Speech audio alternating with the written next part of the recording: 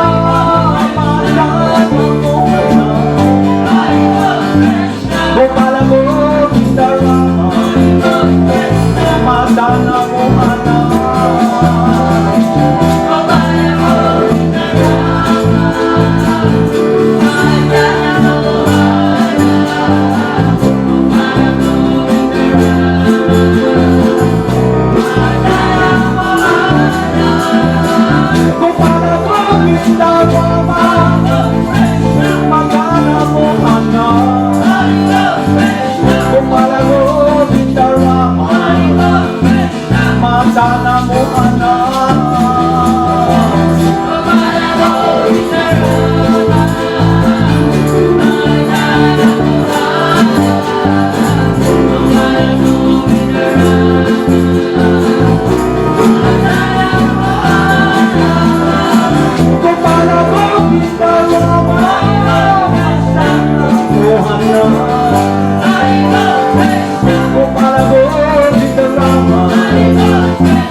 Madana, Mohana.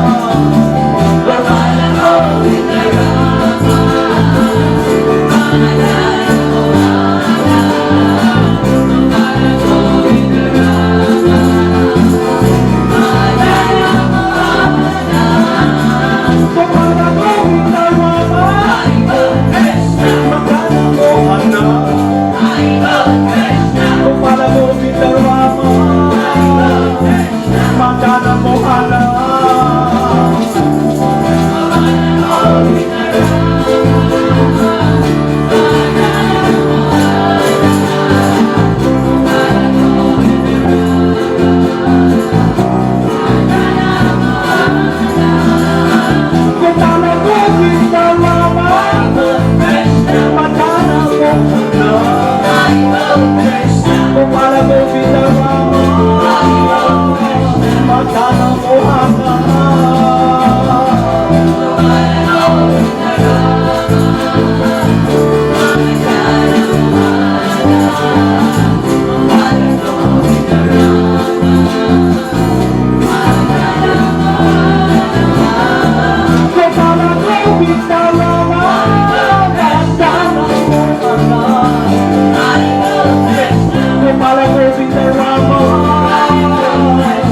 Madana Mohana.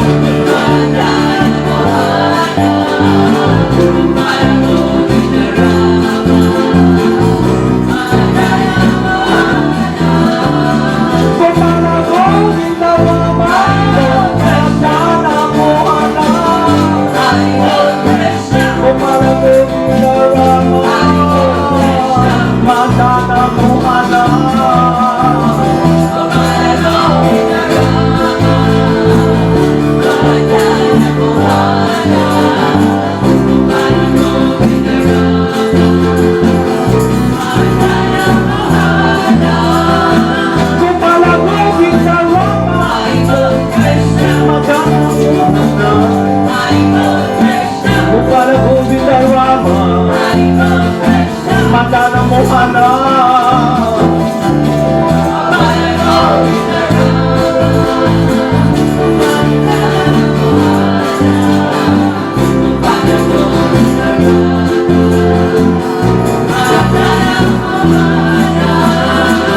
Jaya Jaya Gurudev, Jaya Jaya Bhagavan, Jaya Jaya Gurudev,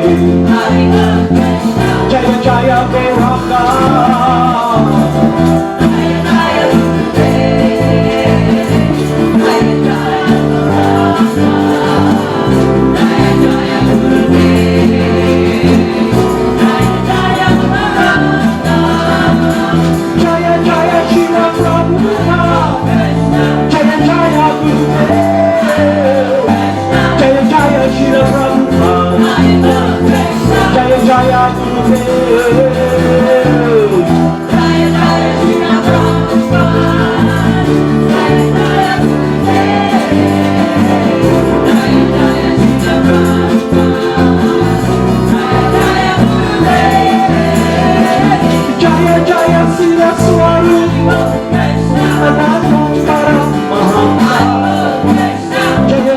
Siddhaswarupananda Paramahamsa.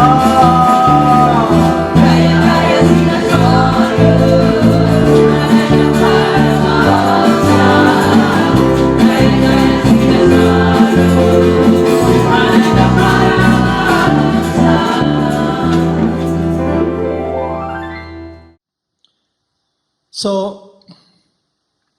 we are guided by our instructing spiritual master, who is the representative of God, and he gives us this process, how we can dovetail our life by nurturing taking care of our devotional relationship with God. And remembering the Lord is one of the activity in the 9th process of devotional service. So I'll read here Lord Krishna's pastimes so we can see from Lord Krishna and the devotees' life how they interact, how they relate with one another, how Lord Krishna reciprocates with the devotees, and how he addresses and relates to those who are inimical to him and who are envious of him. In this case, during the pastimes of Lord Krishna, when he was here 5,000 years ago in Mathura,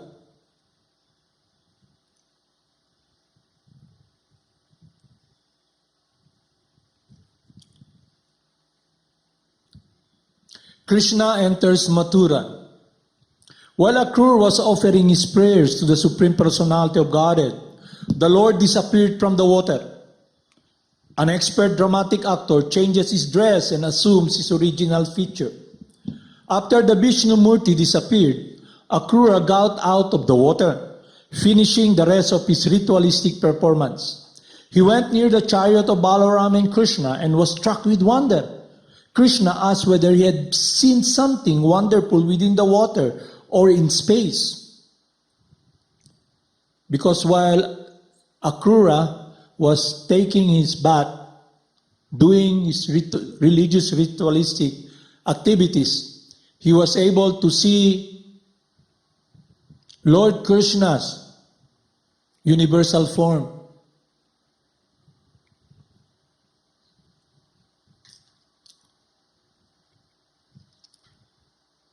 Akrura said, "My dear Lord, all wonderful things that are happening within this world, either in the sky or in the water or on the land, are factually appearing in your universal form. So when I've seen you, what wonderful things have I not seen?" This statement confirms the Vedic version that one who knows Krishna knows everything. One who has seen Krishna has seen everything, regardless of how wonderful a thing may be.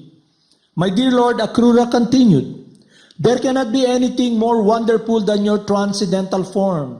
When I've seen your transcendental form, what is there left to see?"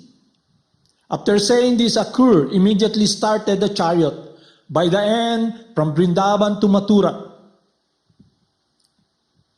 So Akrura fetched the residents of Vrindavan and Lord Krishna, Lord Balaram, to go to Mathura.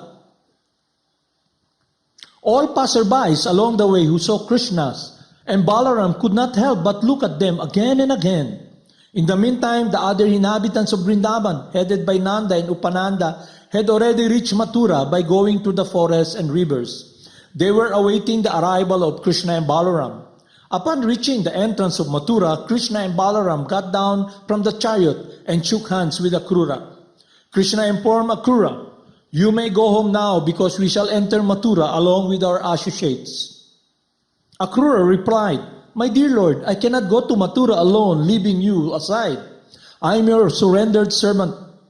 Please do not try to avoid me. Please come along with me, with your elder brother and coward boy, friends, and sanctify my house.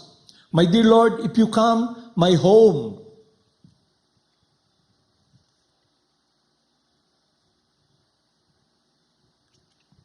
will be sanctified by the dust of your lotus feet.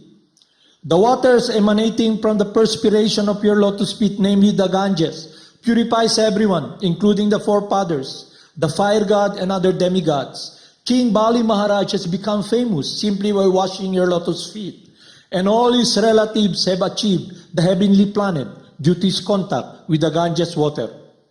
Bali Maharaj himself enjoyed all material opulence and later on was elevated to the higher exalted position of liberation. The Ganges water not only sanctifies the three worlds, but is carried on the head of Lord Shiva. O Supreme Lord of all lords, O Master of the universe, I offer my respectful obeisances unto you. On hearing this, the Supreme Personality of Godhead, Krsna, replied, Akrur, I shall surely come to your home with my elder brother, Balaram, but only after killing all the demons who are envious of the Yadu dynasty. In this way I shall please all my relatives. Akrura became a little disappointed by these words of the Supreme Personality of God, but he could not disregard the order. He therefore entered Mathura and informed Kamsa about the arrival of Krsna, and then he entered his home. After the departure of Akrura, Lord Krishna and Balaram and the cowherd boys entered Mathura to see the city. They observed the gate of Mathura was made of first-class marble, very well constructed, and the doors made of pure gold. There were gorgeous gardens all around, and the whole city was encircled by cannons so that no enemy could enter very easily.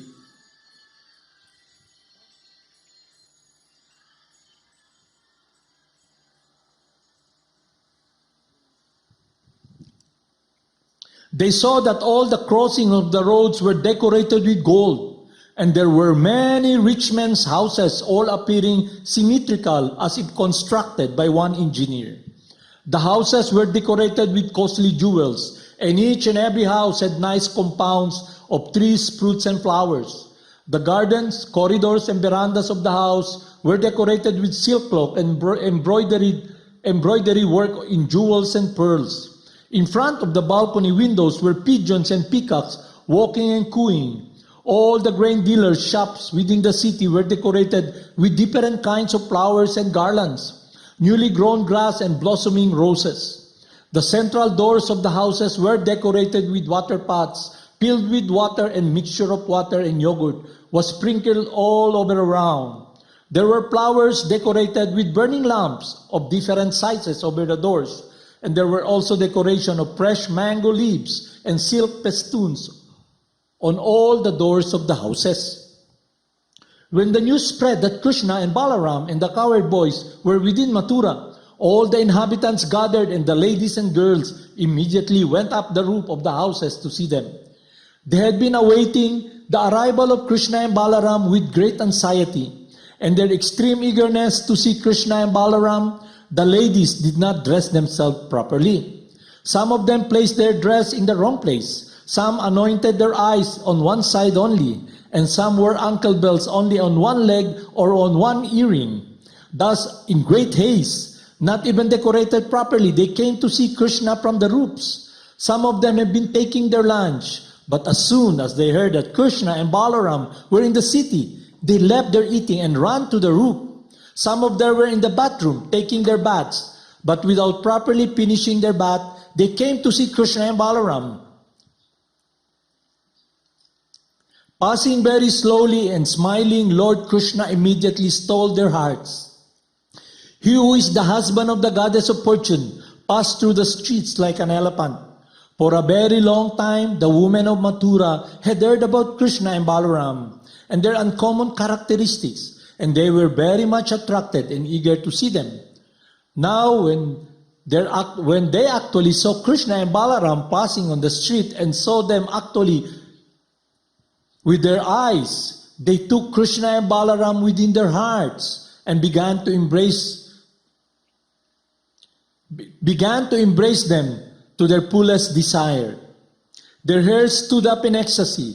They had heard of Krsna, but they had never seen him, and now their longing was relieved.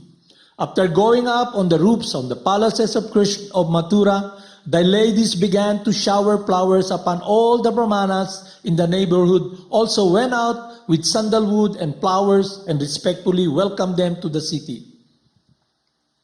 All the residents of Mathura began to talk among themselves about the elevated and pious activities of the people of Vrindavan. The residents of Mathura were surprised at the pious activities the cowherd men in Vrindavan must have performed in their previous lives to be able to see Krsna and Balaram daily as a cowherd boy. While Krsna and Balaram were passing in this way, they saw a washerman and drying of clothes. Krsna was pleased to ask him for some nice dyed cloth nice clothing.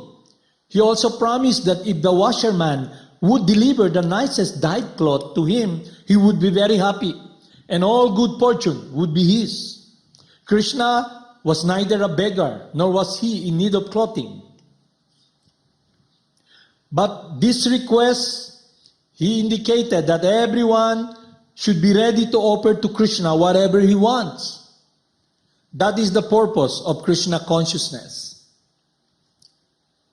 Unfortunately, the washerman was a servant of Kamsa, and therefore could not appreciate the demand of Krishna, Lord Krishna, the Supreme Personality of Godhead.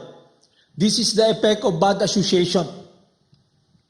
Unfortunately, the washerman was a servant of Kamsa, the demon, and therefore could not appreciate the demand of Lord Krishna. What is a demon? A demon is someone who's envious of Krishna, who wants to imitate Lord Krishna, who is surrogate enjoyer, God, that is Kamsa. So the washerman, he has bad association. This is the effect of bad association. He could have immediately delivered the clothing of the Supreme Personality of Godhead, who promised him all good fortune, but being a servant of Kamsa, the sinful demon could not accept the offer. Instead of being pleased, he was very angry and refused the request, saying, "How is it that you are asking clothing which is meant for the king?" The washerman then began to instruct Krishna and Balaram, "My dear boys, in the future, don't be so impudent as to ask for things which belong to the king. Otherwise, you will be punished by the government men. They will arrest you and punish you, and you will be in difficulty. I have practical experience of this fact. Anyone who unlawfully wants to use the king's property is very severely punished." On hearing this, Lord Krishna, the son of Devaki, became very angry at the washerman, and striking him with the upper portion of his hand, he separated the man's head from his body. The washerman fell down, dead on the ground. In this way, Lord Krishna confirmed the statement that every limb of his body is capable of doing everything he likes, without a sword, but simply with his hands. He cut off the head of the washerman. This is the proof that the Supreme Lord is omnipotent. If he wants to do something, he can do it without extraneous help. Omnipotent, so the Supreme Person can perform any activities he wants with any part of his body.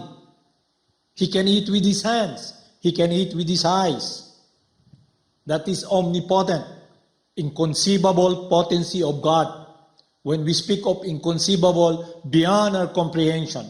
But if we can understand that we have this practice of engaging in offering to Lord Krishna and the deity, from our material consciousness, we think it's matter because it's made of matter. But if we understand the omnipotency and inconceivable potency of God, that He is the owner of everything, material or spiritual, He can receive offering through His energies. And because we are in this world, having this material body, the spiritual master teaches us action in the service of Lord Krishna, karma yoga, that we can offer everything that belongs to God back to Him. And it is the ingredient of Lord accepting the offering that will substantiate our relationship with Him is devotion. When we understand the science that everything belongs to Him, that we eternally belong to Him, everything, spiritual or material. And the reason we are unhappy, we're frustrated, because we are not in harmony with His love and desire, that we are now in the state of miserable activities and consciousness and state because of our disharmony with the will of God. What is disharmony? Very simple. We want to imitate God, use God's property for our own selfish activities, our selfish intent. But because we are not the recipient, God owns everything. So what happens, because we are not self-sufficient, we're not a source of love, we desire love. We should engage in offering our love and reciprocating with the embrace and love of the Supreme Person in harmony with His pleasure, with His love and care. A relationship of devotion. In this world, we are just devoted to doing our will. We are devoted to doing the will, the desire of the mind, in the mind, following the mind. That's why we're suffering.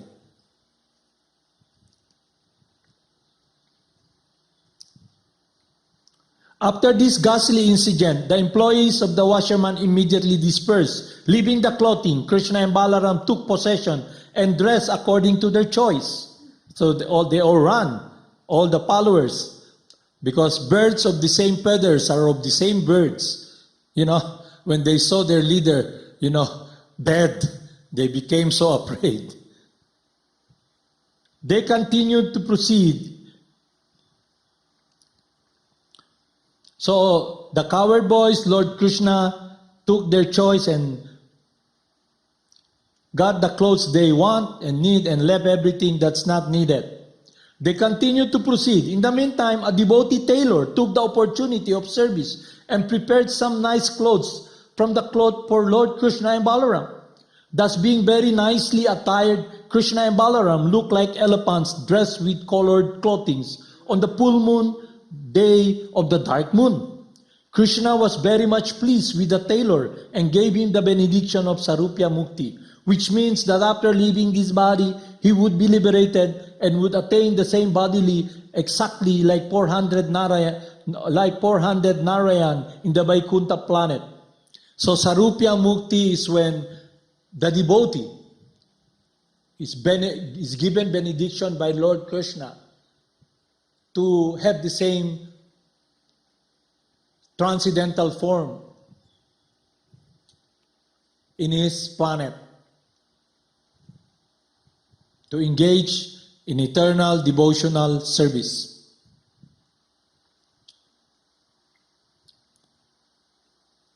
He granted him that as long as he would live, he would earn sufficient opulence and be able to enjoy sense gratification. By this incident, Krishna proved that those who are Krishna conscious devotees will not be lacking material enjoyment or sense gratification. They will have sufficient opportunity for such things. After leaving this life, they will be allowed to enter the spiritual planets of Vaikuntha or Krishna Loka, Goloka Vrindavan. After dressing nicely, Krishna and Balaram went to a florist of the name Sudama. As soon as they reached the precincts of his house, the florist immediately came out and with great devotion fell down on his face to offer his respectful obeisances. He offered a nice seat to Krishna and Balaram and asked his assistant to bring out flowers and betel nuts smeared with pulp of chandana. The florist welcomed, greatly satisfied the Lord. The florist very humbly and submissively offered his prayers to the Lord, saying, "My dear Lord, because you have come to my place, I think all my forefathers and all my worshipable superiors are pleased and delivered. My dear Lord, you are the supreme cause of all causes of this cosmic manifestation. But for the benefit of the residents of this earthly planet, you have appeared with your plenary portion to give protection to your devotees and annihilate the demons. You are equally disposed as a friend to all living entities. You are the super soul, and you do not discriminate between friends and enemy. Yet you are pleased to give your devotees the special result of their devotional activities. My Lord, I am praying that you please tell me whatever you wish me to do, because I am your eternal servant. If you will allow me to do something, it will be a great favor for me." The florist Sudama was greatly pleased within his heart by seeing Krishna and Balaram in his place. And thus, as his choices desired, he had made 2 exquisite garlands of various flowers and presented them to the Lord. Both Krishna and Balaram were very much pleased with the sincere service, and Krishna offered the florist his salutation and benediction, which is always prepared to bestow upon the surrendered soul. So Lord Krishna tells us in Bhagavad Gita, abandon all varieties of religion, surrender unto me and I'll protect you. To those who are constantly devoted unto me, I give them the understanding by which they can come to me. So in this situation, he's assuring all his loving servants, those who surrender to him, they will be protected.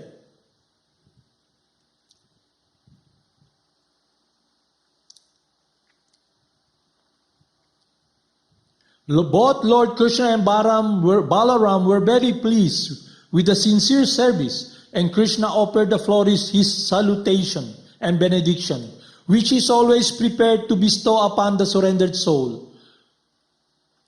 When the florist was offered benediction, he begged from the Lord that he might remain his eternal servant in devotional service, and by such service do good things to all living creatures. By this, it is clear that a devotee of the Lord in Krishna consciousness should not be simply satisfied by his own advancement in devotional service. He must be willing to work for the welfare of others. This example was followed by the 6 Goswamis of Vrindavan. It is therefore stated in the prayer, Vaishnavas or the devotees of the Lord are not selfish. Whatever benefit they derive from the Supreme Personality of Godhead as benediction, they want to distribute to all other persons. That is the greatest of all humanitarian activities, being satisfied with the flourish. Lord Krishna not only gave him benediction for whatever he wanted, but over and above, he offered him all material opulences, family prosperity, long duration of life, and whatever else his heart desired within the material world. So if you have Krishna's favor, Krishna's love, Krishna's protection, you have everything.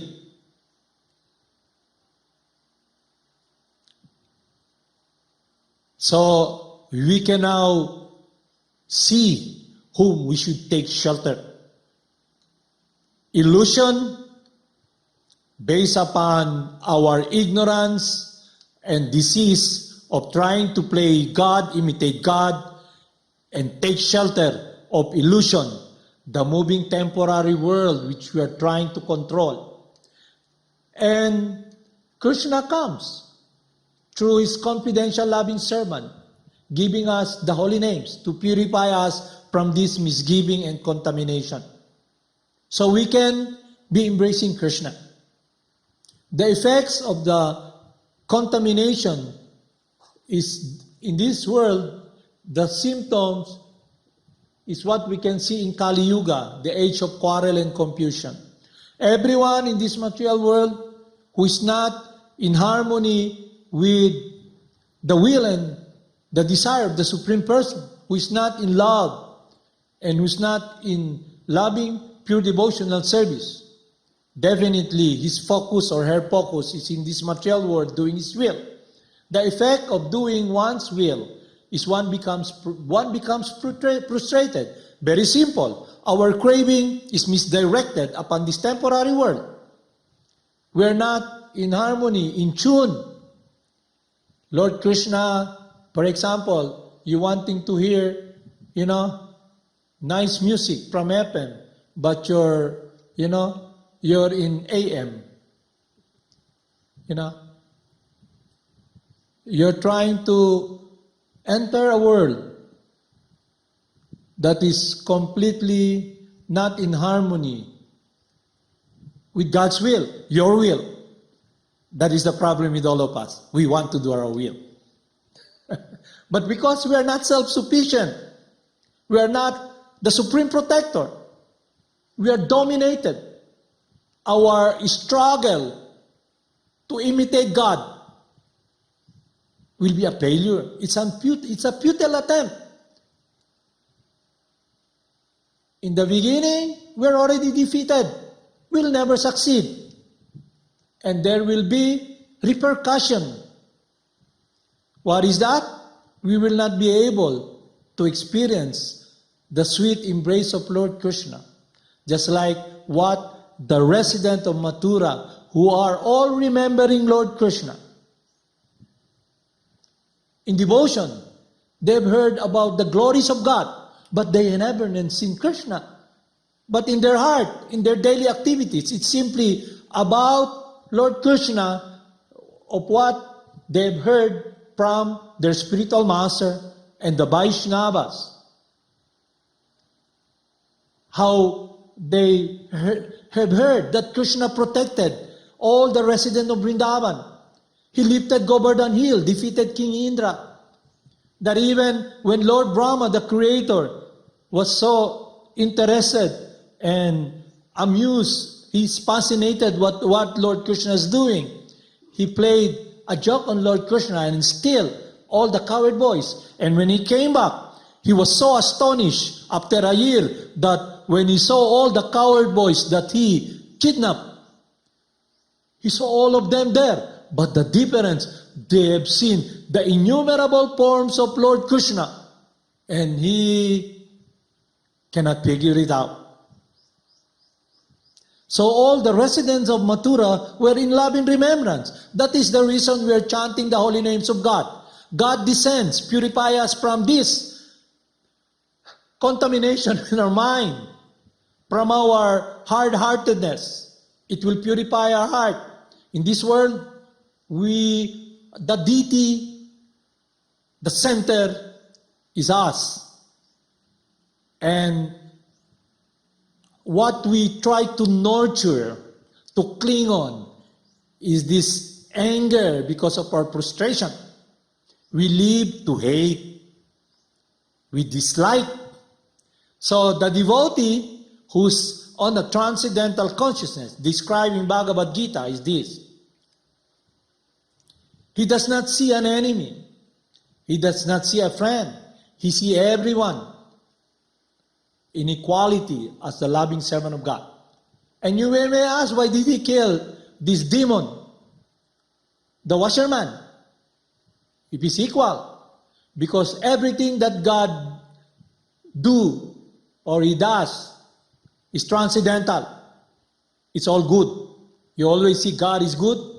Everyone who were killed in the battle of Kurukshetra, anyone whom Lord Krishna kills or stop his nefarious activities, evil deeds, is purified. He becomes a devotee. Anyone who comes in contact with Lord Krishna becomes a devotee. As what we have heard and seen through the teachings of our instructing spiritual master, and who the spiritual master comes in contact. For example, Narada Muni, he passes by, and the sons of Kubera, the treasurer of heaven, enjoying naked in a holy place, Kailasa, with naked women. And Narada Muni saw them. These two individuals were so degraded. They are the sons of Kubera, the treasurer of heaven, the servant of Krishna, and they're acting, engaging in activities that is abominable and they're so degraded. And he cursed them to go. He cursed them to be born as twin Yamala trees, to be in the body of trees, but in the courtyard of Lord Krishna during the time Lord Krishna was in Vrindavan. So when Lord Krishna was tied by his mother because he's so naughty, he pulled the mortar between the two Yamala trees and it fell down. Their consciousness, while they're in Kailasa, was their self-centeredness and enjoyment that has been a separation from love of God. they're engaging in sinful activities. They've desecrated the place, the holy place. But when the twin Yamala trees fell down, they became purified. They were restated in their true nature as the sons of Kubera, dazzling. And they bowed down and were now ready to engage in harmony in rendering service to the Supreme Person. So anything, what we conceive as sinful, what is dirty, with God's inconceivable potency, it becomes purified. Just look at in this world. Everybody spits, urinate, they dirty the water. Just this material energy. And there's condensation. You know what's condensation? The water evaporates. And it becomes cloud. And it falls down. But when it rains, does it rain urine or dirty water? No, it's clean. How can we comprehend that? Because there are laws that govern this material world, material nature. It is a system that the transformation of material energy into different forms, it's like new. Because the molecules the building blocks are transformed into different forms. So when we come in contact, we see the teachings. If we can appreciate God's inconceivable potency, then it will be our pleasure. It will be our happiness. Oh, wonderful Krsna.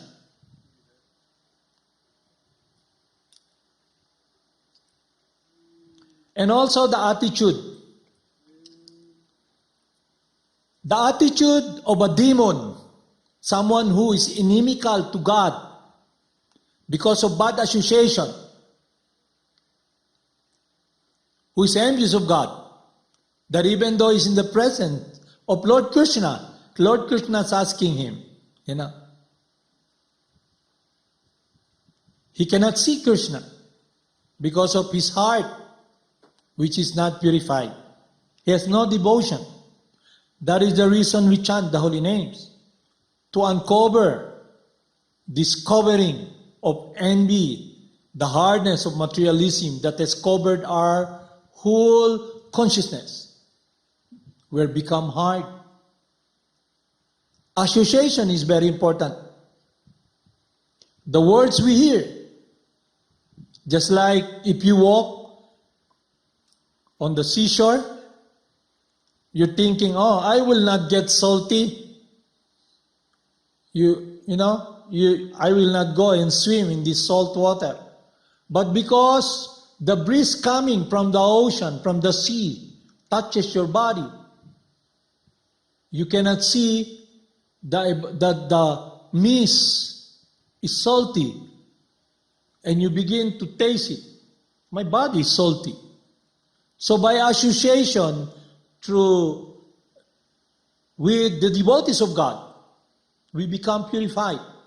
We desire to do the will of God. But if we associate with envious people, whose sound covers us, whose their deity is there, what do they nurture? Their anger. They cling to their anger because of their frustration. They're always empty-hearted and frustrated of not experiencing their will be done. They're always in anticipation, in anxiety. And when they come in contact with association, with people who are also empty, and the sound they hear is the contamination of Kali Yuga, confusion, under the modes of material nature, their consideration is simply trying to appease their anger And how do they appease it? By putting more fire. The more they cling to it, the more anger kills them. It engulfs them, they burn them. You get burned. The more you get frustrated. You cannot give it up. So it is important to be associated with the all-purifying Supreme Person through the instruction of our spiritual master and living the life of the devotee. And what is that life? Devotional service. But when we look at ourselves, we have no devotion for God. Whom are we devoted? Ourselves. My will be done. So when the devotee comes, like Lord Jesus Christ came here, and he tells everyone, if you reject me, the Father who sent me will reject you. If you see me, you see the one who sent me.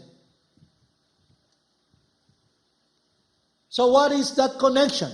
It is his instruction. Love my Father. Do my will, which is the will of the Father. And how can you know that? How can we know, your followers? How can we know you're from God? How can you know if what you're saying is true? And Jesus Christ tells them, you can know a tree by its fruit. So here, we can see now the fruit of love for God. We can see now what is transcendental devotional service. Because it connects us with the source of love, the Supreme Person, our eternal friend. We become free from this misgiving, from this hardness, this anger. We transcend it. Our goal now is to do the will of God. But this washerman, his association, bad association with simple people. Kamsa, in this case, Kamsa, the demon, whom Krishna will kill to protect his devotees. So that is the reason Krishna comes here. And that is the reason the devotee comes. Lord Chaitanya comes to purify our heart, to embrace us, to direct us, to be in harmony with the will of God, to protect us. But it will be up to us what choice we will make, what decision we will make. If we in our heart, we feel it's very hard. It's very hard because I cannot see. It's a struggle for me. What will I do? Then don't be depressed, because in this age of Kali Yuga, the Lord comes as the holy names. The sound and the name of Krishna are non-different. Coming from his confidential loving servant, he teaches us, glorify Lord Krishna, and you'll be associated with him, and you will experience this purificatory effect, the purificatory effect of seeing what separates you from Lord Krishna, and you can make a decision to offer your life to engage in devotional service. Just like the residents of Mathura, they're always in remembrance of doing the will of God, pleasing God. And they have never seen Krishna, but they had heard from someone who knows Lord Krishna, their spiritual master, the Vaishnavas, the devotees of God. So, if we simply follow Lord Jesus Christ, you have never seen the Father. That's why their idea is based on anthropomorphism. The first teaching that we must understand in Christianity is that we are not the body. Flesh and blood cannot inherit the kingdom of God, nor the perishable inherit the imperishable. Where we are at home in this body, we are away from the Lord. Whether in this body or out of the body, our life should be rendering loving service to the Lord. So Lord Jesus Christ came here, bringing his body,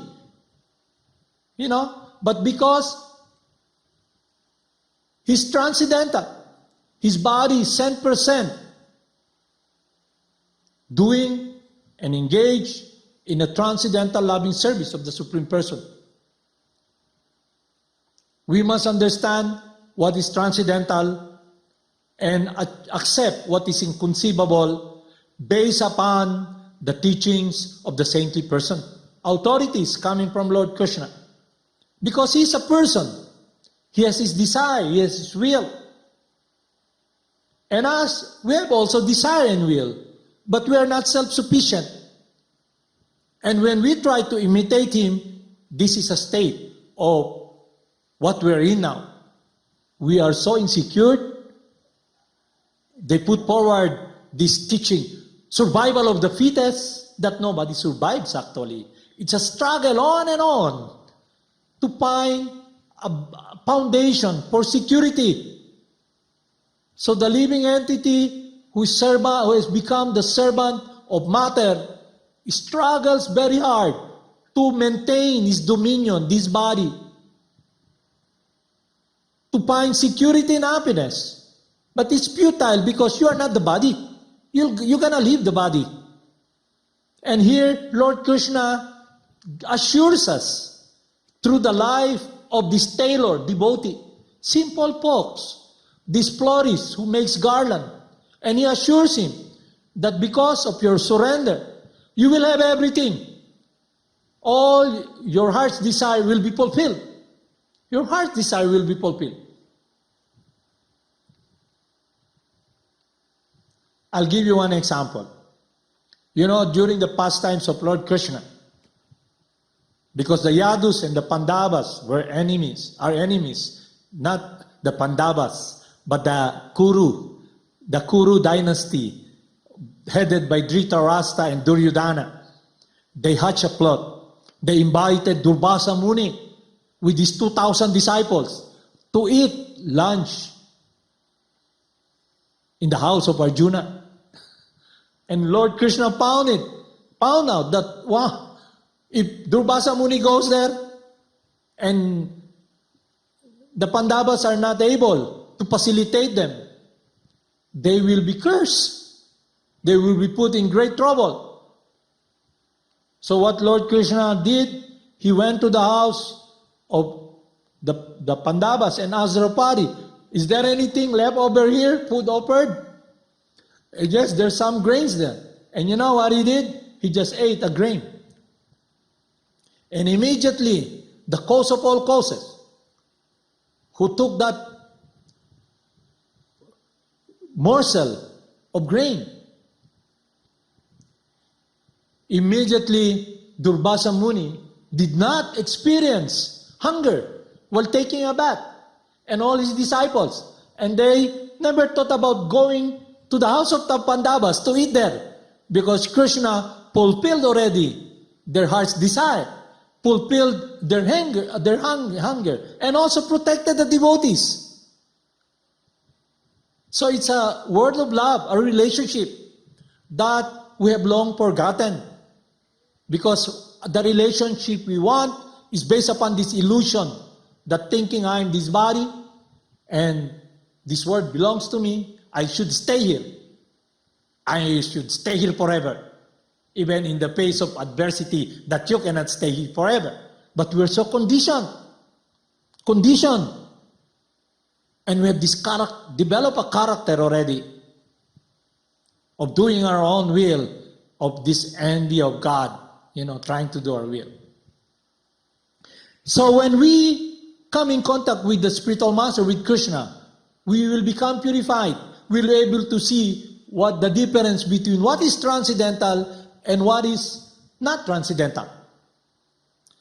And those individuals who have not understood what is transcendental, when they see Jesus, they think because he's the body, he's young, the Father must be very old.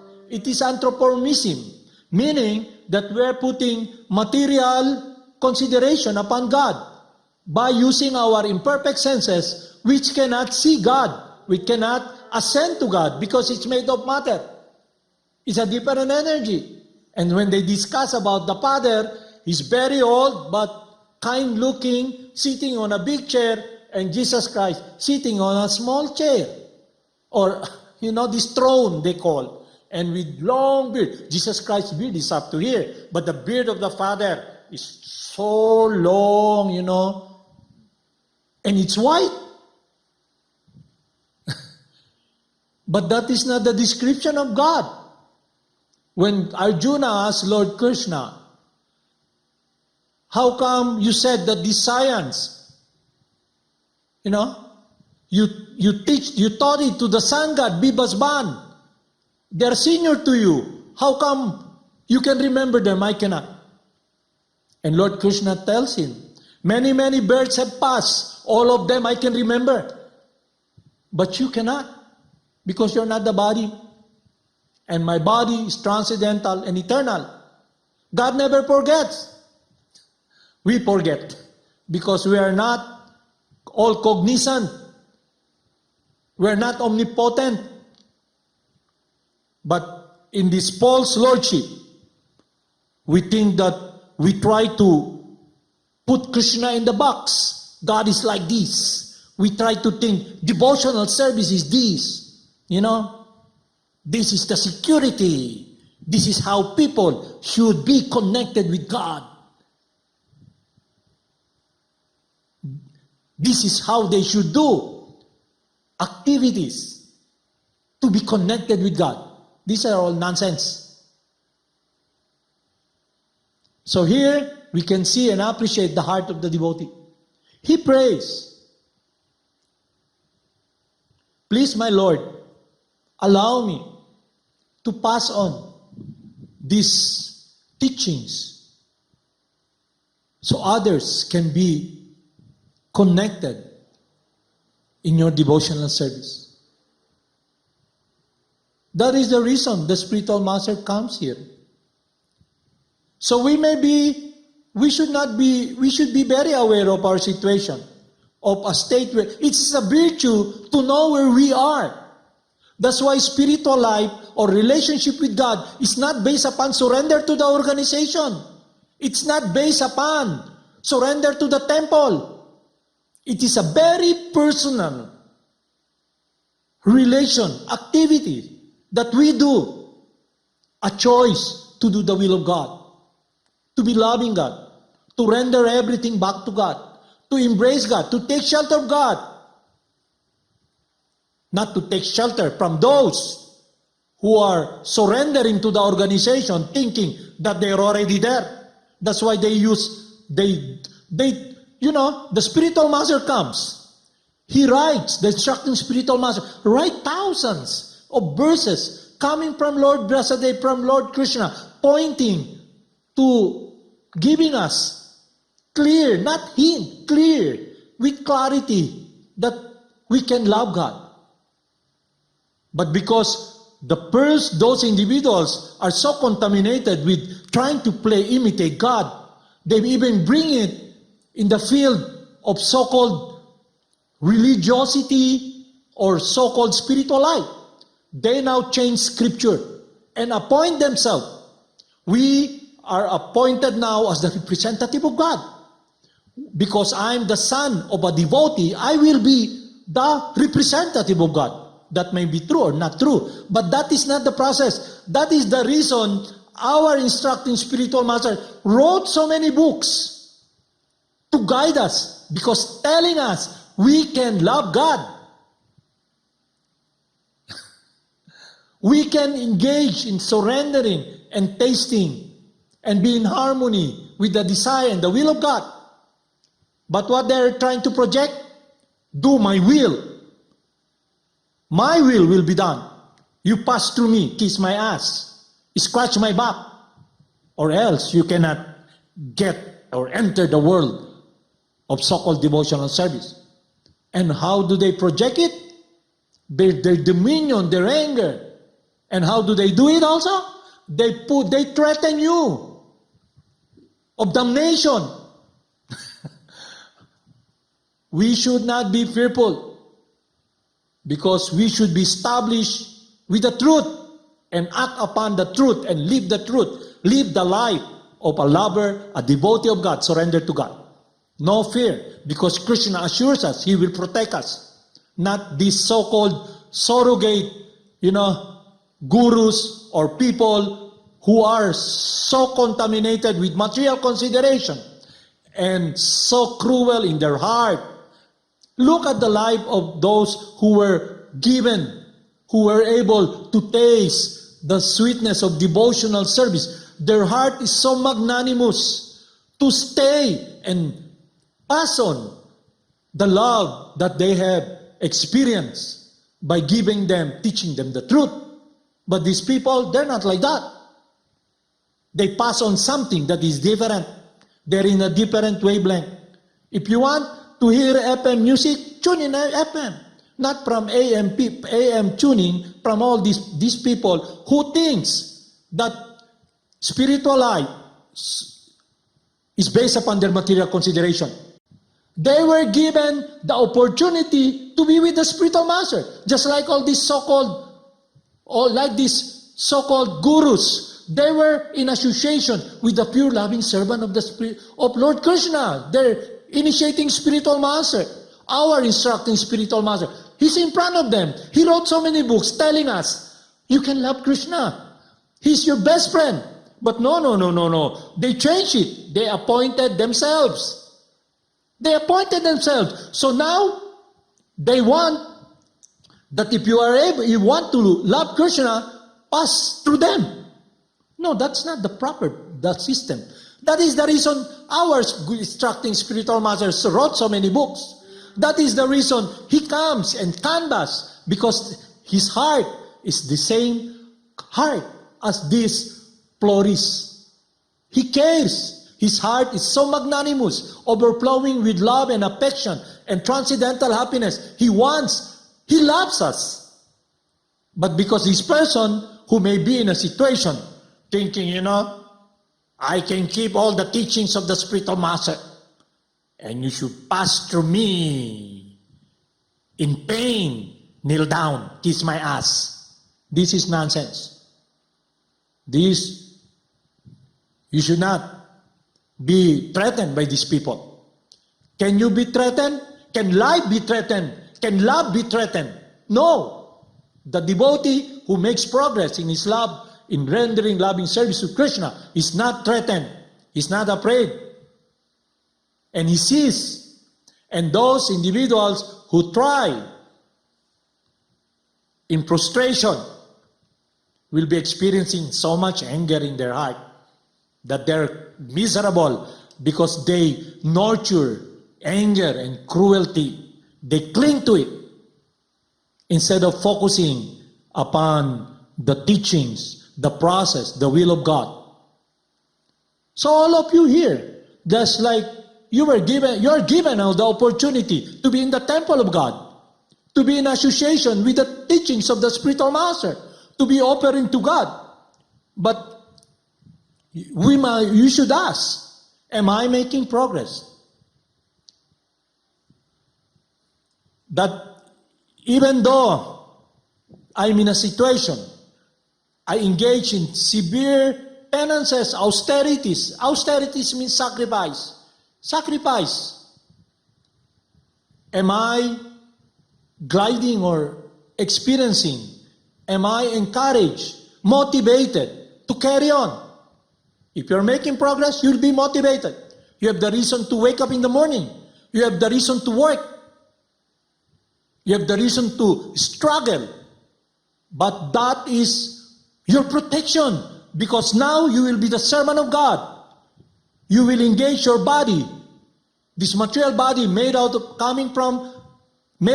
material energy, influenced by the three modes of material nature. You can now be in karma yoga, in harmony with God. You are protected. But if you don't follow that, what will happen? You will be enslaved. Everything, any activities that is given to us by God, by the spiritual master, is based upon their love upon us. They're not, to serve God. He comes as our Gurudev. He does not come here to check, you're very sick, are you qualified? You come, like this person, I want to join this team, and he looks at that person, he's feeble, he's having a hard time breathing. Okay, you can join our team here, you can do 100 push-ups. God will not test you. It's all nonsense that God is testing you. What He's doing, He's coming to assist us, purifying us. giving us this love. All what we have to do is embrace the Supreme Purifier, God, the Supreme Person. Know more about Him, learn about Him, and experience what is loving surrender. For in this, look, we've been surrendering, serving this material body, serving material nature, serving others. You ask this question, are you really happy and satisfied? Is there a way out of this? Then there is.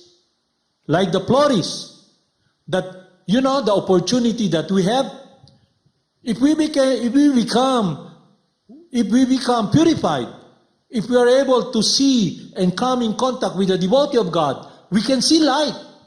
That we can see this material world as the energy of God. It can be connected in the service of God.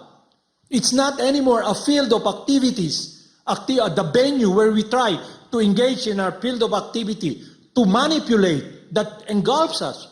We will transcend anger. We will transcend lust. The lust, which is the desire for satisfaction, will now be purified and turned into love. What is love? Love is giving. Lust is taking. And lust is the cause of our suffering because we'll always be frustrated. No, everything that you do here, everything that we do, we can understand it clearly that if we have this clarity of heart and mind, of our true nature, we can see what entangles us, what gives us pain. How can we, you run from anger. The sitting place of hell is the mind. Lust, anger, and greed. And if how much we are so lusty, so contaminated with anger, lust, and greed, that much we suffer, we burn. And you cannot run. You cannot run from anger. You cannot give it up. It must become purified by a force greater than lust. So, when we come in contact with the Supreme Purifier through the chanting of the holy names, He purifies our heart from this lust. We begin to want to experience what is eternal and have a foundation to now be focused upon what is eternal, our transcendental relationship with God. And we think the mind will tell you, what about your son, about your wife, about everything that you have invested here? Krishna tells us, assures us, give us this assurance with what He benedicted the Floris and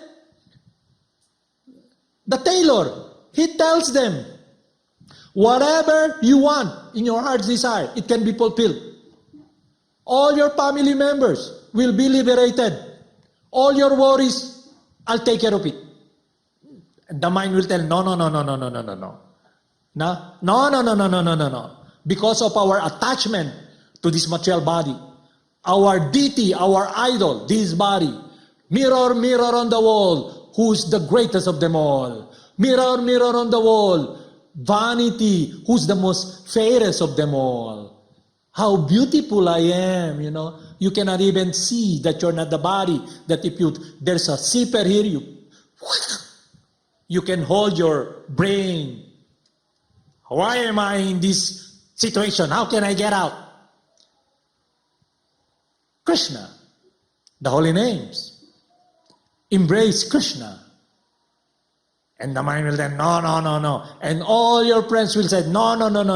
You're going to leave us in this miserable world? You don't like to live in the life of anger and hate? You're going to give up hating? You're going to give up this anger, this gossiping, likes and dislikes? You're going to leave us? You're not our friend. Establish friendship with God by making our life, establishing our focus in making friendship with the devotee of God. Because they are our world wisher. Like the Floris, if we establish our relationship with our spiritual master, do His will, and He tells us, love Krishna. The spiritual master does not come here. That's the reason people, when they offer something, when you come in contact with the devotee of God, they're not asking anything from you. They're not asking anything. You want to join this group? What do they offer? You go to a supermarket, this product. This person, you buy, you join this is what you give, what you get. You will be living in condominiums in the kingdom of God. And there's only 1 million left, and there's 6 billion of you here, and if you apply to join this group, you have a condominium house there in the kingdom of God. You will be saved. You know, how many people can be saved? Join this.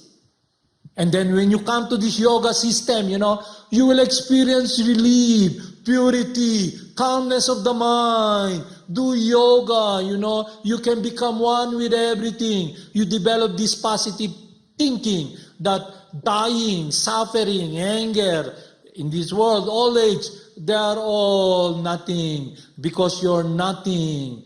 You can become one with everything. You are God, and they charge you to engage in trying to make believe you're not suffering by engaging in this yoga exercise and this program they have. Be a vegan, you know, be vegetarian, you know, do this process. These are all not the solution.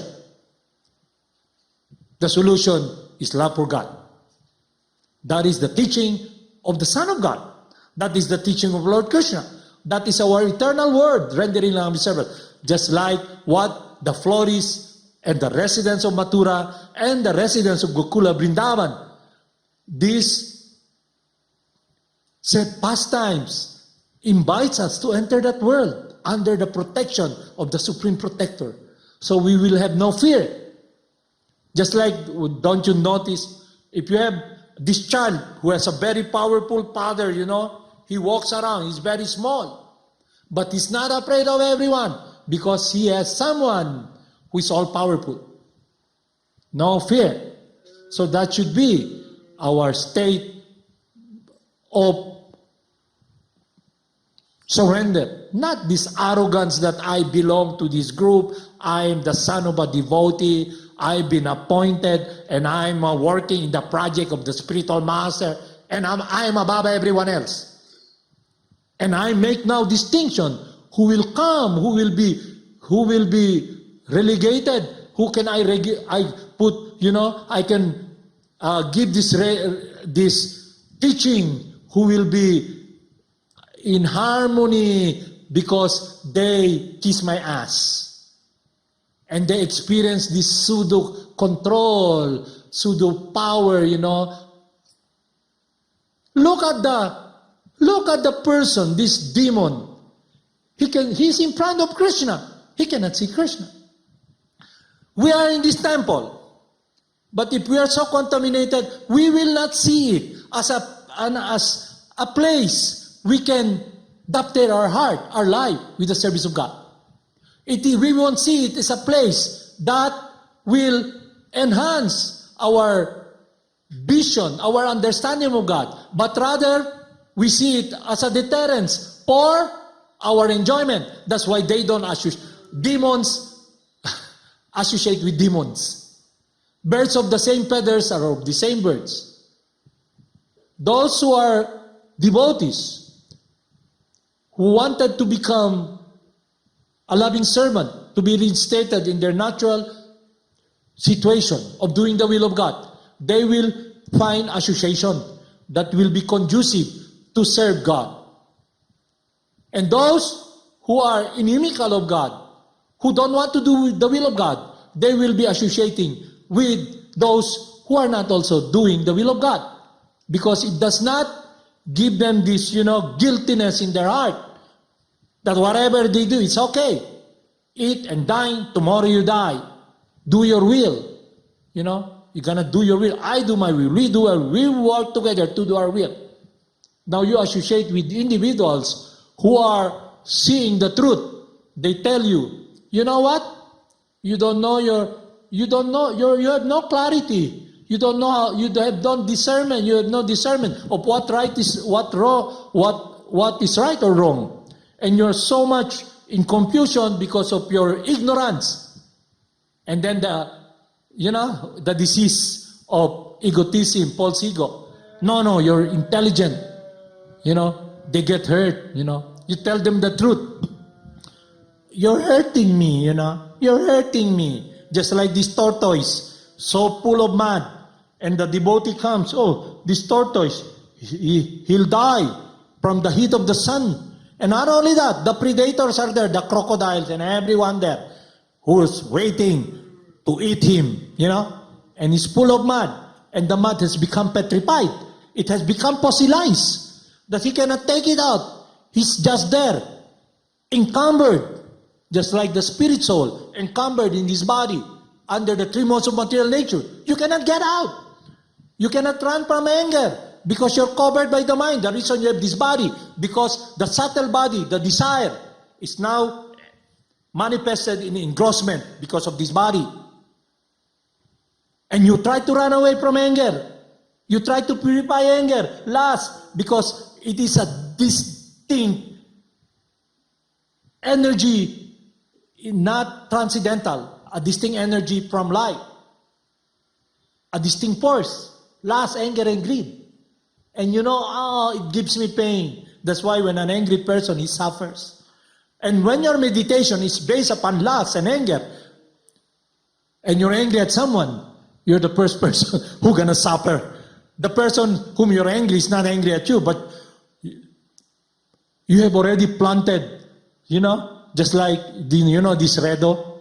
I am angry at this person. He's our eternal enemy. You plant this bamboo plant that goes on and on, that every time you see the bamboo, you remember your anger, your hatred upon these people. So become free from this suffering, because the living entity by nature is joyful and happy. And in the consciousness that separates us is our enviousness of God, doing our own will. We're eternally the loving servant of God. We must be in harmony with God's will. And what is that harmony? The teachings of all scriptures, the teachings of all the saintly person. Love the Father with thy whole heart, thy whole mind, thy whole being. The devotee tells us, love Krishna. And Krishna tells us, surrender unto me, love me, render loving service, be in harmony with me, and you'll always be protected. Just like what he did and exemplified during his pastimes 5,000 years ago by giving benediction to the florist and the tailor who are his loving servant. Assuring, an assurance that Krishna loves us eternally. We can take shelter of him.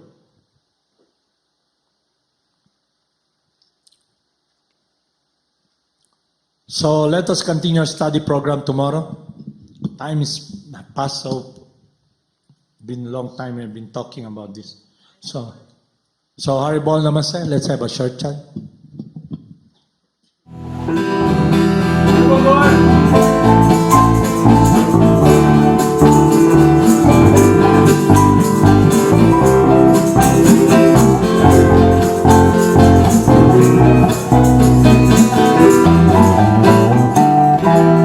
Namo Siddhaswarupananda,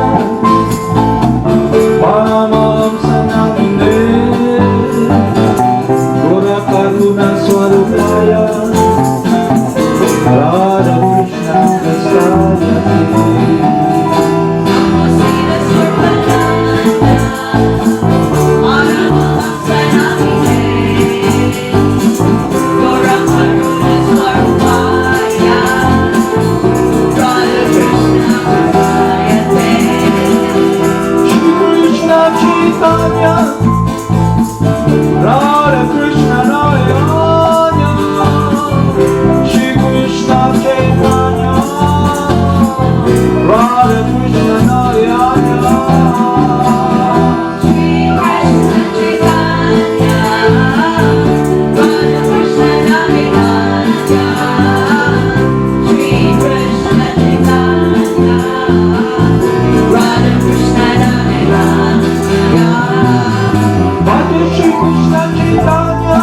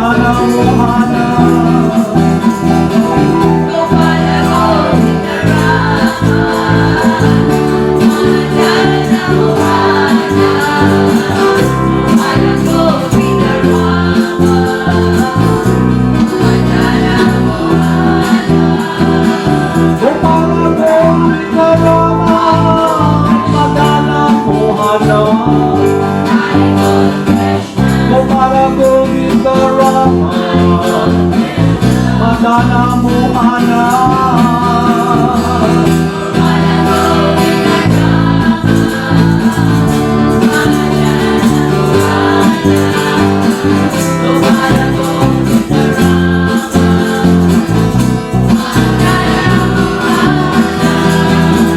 Gopala Govinda Rama Madana Mohana Gopala Govinda Rama Madana Mohana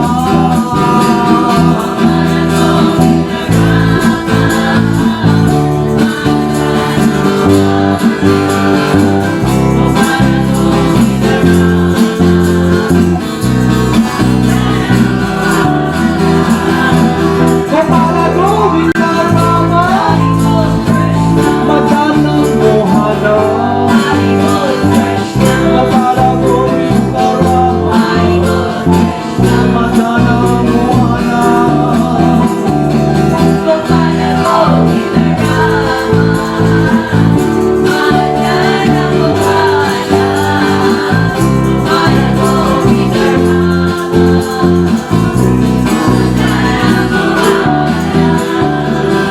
Jaya Jaya Gurudev Jaya Jaya Gauranga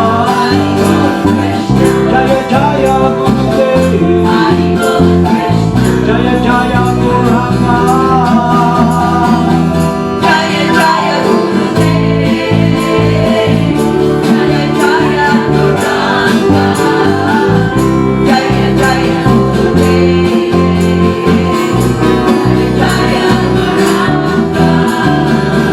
Jaya Jaya Shri Prabhupada Jaya Jaya Gurudev Jaya Jaya Shri Prabhupada Jaya Jaya Gurudev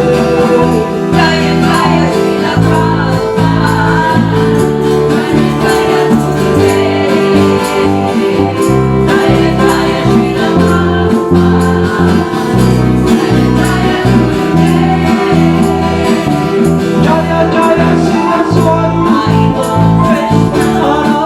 Paramahamsa Jaya Jaya Siddhaswarupananda Paramahamsa